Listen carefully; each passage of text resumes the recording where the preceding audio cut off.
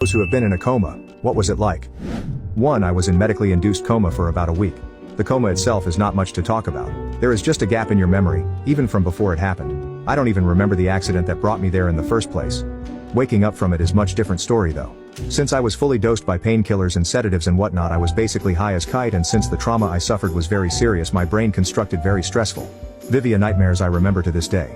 2. I was in a very short coma, 6 days after a brain hemorrhage. I recall nothing during the coma.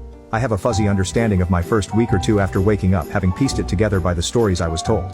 And memories of the days, leading up to it were temporarily wiped out, though they have since returned. This was over a decade ago, so take this with a grain of salt. My memory in general is imperfect at best. 3. Was hit by a car when I was 5 years old. Ended up with toxic shock syndrome and went into a coma for 4 months.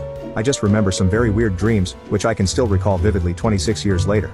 Someone mentioned something about visiting another realm, and that's pretty close to